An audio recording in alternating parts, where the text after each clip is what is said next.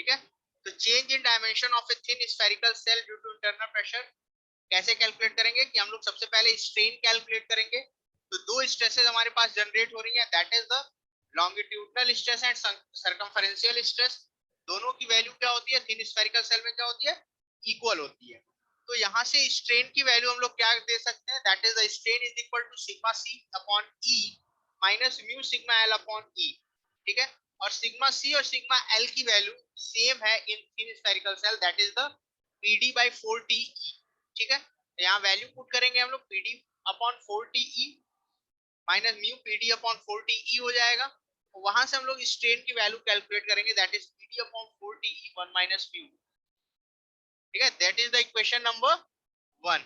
And उसके बाद strain की वैल्यू क्या होती है हमारी, change in dia upon original dia. ठीक है, स्ट्रेन की वैल्यू क्या होती है, change in dia upon original dia. तो इक्वेशन 1 और 2 को इक्वेट करेंगे। क्यों इक्वेट करेंगे, क्योंकि जो स्ट्रेन है वो एक सेम स्ट्रेन में सेम बॉडी में जनरेट हो रहा है। ठीक है, तो यहां से हमारा इक्वेट करेंगे इक्वेशन 1 एंड 2, एंड इक्वेशन 1 और 2 को इक्वेट करेंगे, that is del t by d is equal to pd upon 4t 1 minus mu। ठीक है, यहाँ से चेंज इन डाया हमारा क्या आ जाएगा, del d is equal to pd square upon 4t 1 minus mu। इस पर्टिकुलर फॉर्मूले को यूज करके, इस फॉर्मूले को यूज करके हम लोग change in dia in thin spherical shell calculate कर सकते हैं। ठीक है, तो ये छोटे छोटे फॉर्मूले जो हैं ये आपके ऑब्जेक्टिव पॉइंट ऑफ व्यू से इंपॉर्टेंट है, क्योंकि उसमें क्या करेगा, सारा वैल्यूज दे देगा और change in dia, change in long, change in length आपसे कैलकुलेट करवा सकता है। ठीक है, नाउ वॉल्यूमेट्रिक स्ट्रेन हम लोग कैसे कैलकुलेट करेंगे इन थिन स्फेरिकल सेल। तो वॉल्यूमेट्रिक स्ट्रेन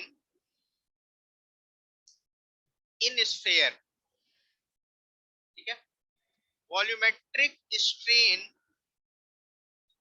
इन स्फेयर की वैल्यू हम लोग फर्स्ट यूनिट में डिस्कस किए थे, दैट इज इक्वल टू आता था 3 times of e, 3 times of ई।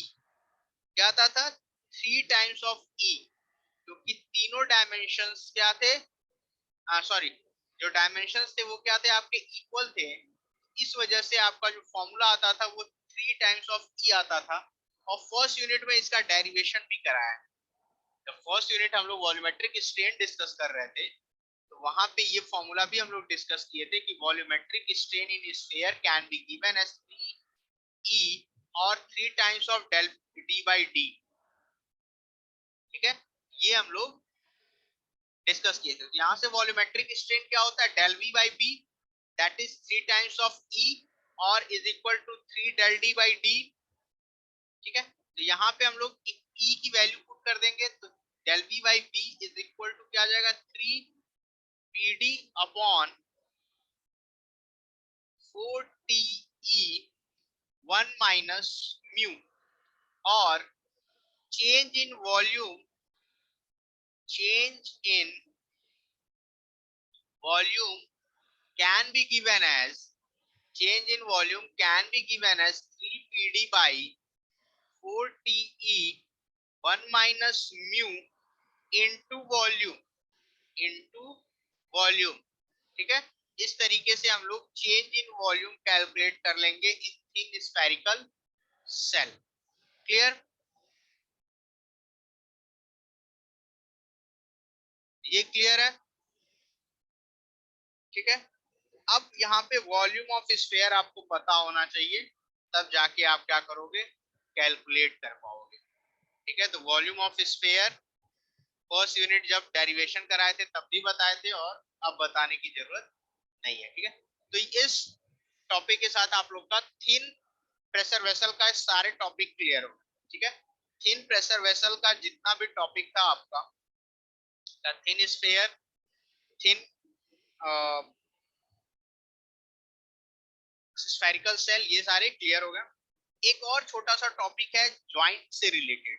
ठीक है, एक टॉपिक आपका है वो है ज्वाइंट से रिलेटेड। ठीक है, तो देखो बेसिकली जो ज्वाइंट होते हैं थिन प्रेशर वेसल में, वो दो टाइप्स के ज्वाइंट होते हैं। ठीक है, थिन प्रेशर वेसल में जो ज्वाइंट होते हैं बेसिकली दो टाइप्स के होते हैं। पहला होता है लॉन्गिट्यूडनल और दूसरा होता है सरकमफेरेंशियल। ठीक है, पहला क्या होता है लॉन्गिट्यूडनल ज्वाइंट, सेकंड होता है सरकमफेरेंशियल ज्वाइंट। ठीक है, तो इसमें कभी कभी एफिशिएंसी से क्वेश्चन पूछा हुआ है, एफिशिएंसी ऑफ ज्वाइंट। ठीक है, एफिशिएंसी ऑफ ज्वाइंट, ये सिर्फ ऑब्जेक्टिव पॉइंट ऑफ व्यू से है, सब्जेक्टिव या पॉइंट ऑफ व्यू से या कन्वेंशनल पॉइंट ऑफ व्यू से ये टॉपिक आपके सिलेबस में नहीं। ठीक है, तो इस वजह से इसको बस डिस्कस कर दे रहे हैं, वो ध्यान दे दो। ठीक है, तो there are two types of joint. ठीक है, two types of joint in thin pressure vessel.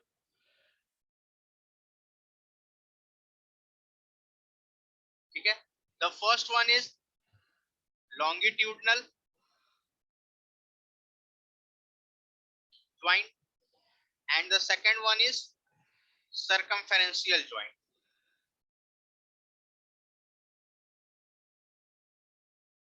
Clear?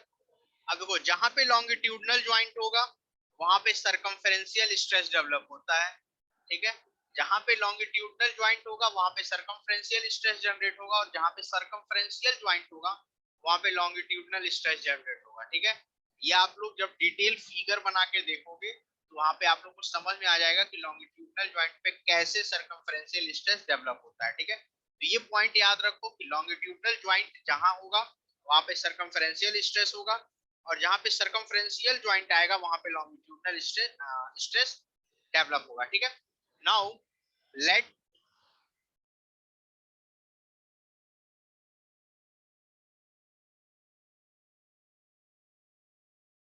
theta L is the efficiency of a longitudinal joint। ठीक है, theta L जो है वो longitudinal joint की efficiency है, theta C is the efficiency of a circumferential joint।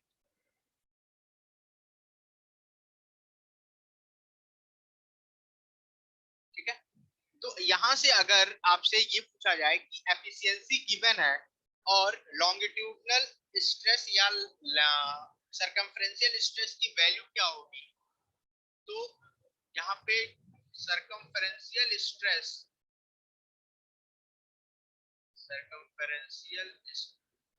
That is sigma c. ठीक है, circumferential stress किस ज्वाइंट में डेवलप होगा, दैट इज लॉन्गिट्यूडनल ज्वाइंट में। तो फॉर्मूला हो जाएगा PD upon t e in, sorry e नहीं होगा आपका, 2t इंटू थीटा एल। ठीक है, ये आपका हो जाएगा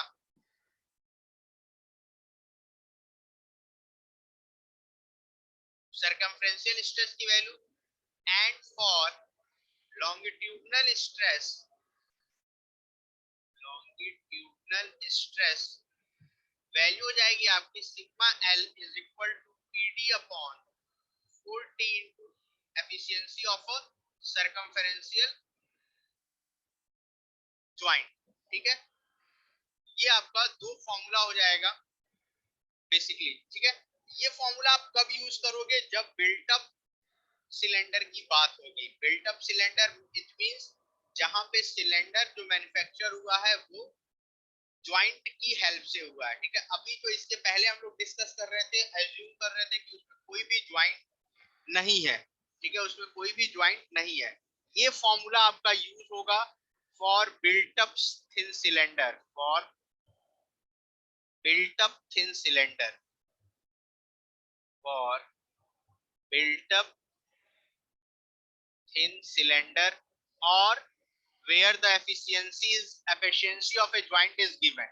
ठीक है, जहां पे एफिशिएंसी गिवन होगी या बिल्ट अप वर्ड यूज होगा वहां पे इस स्ट्रेस के फॉर्मूले को हम लोग यूज करके सरकमफेरेंशियल स्ट्रेस या लॉन्गिट्यूडनल स्ट्रेस कैलकुलेट करेंगे। क्लियर? क्लियर है?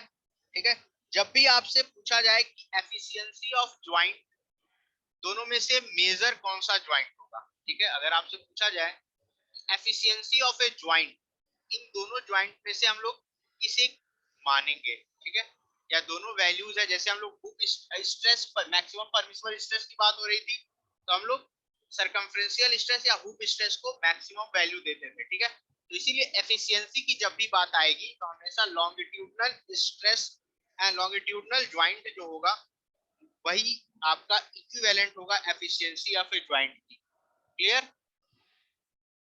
ठीक है। तो कुछ पॉइंट्स हैं उसको नोट कर लो आप लोग। The first point is in longitudinal joint, in longitudinal joint circumferential stress is developed, circumferential stress is developed, whereas in circumferential joint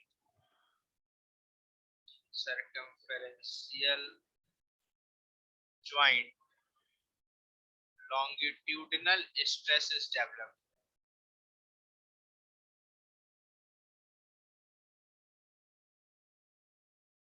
First point हो गया. Now the next point is efficiency of a joint. Efficiency of joint जहां पे भी given होगा वो क्या होगा, वो क्या होगा आपका लॉन्गिट्यूडनल ज्वाइंट की एफिशिएंसी होगी. Efficiency of a longitudinal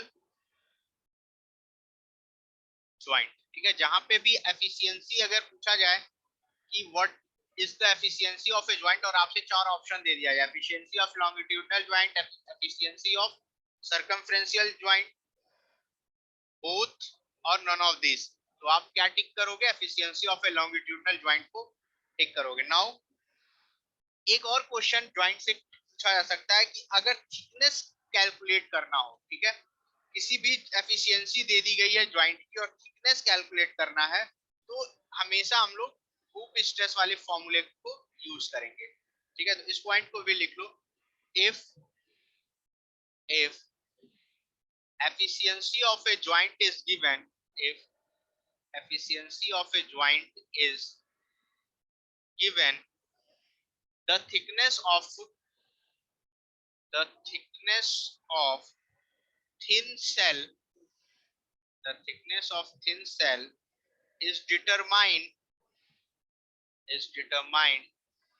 by using hoop stress equation, by using hoop stress equation of formula,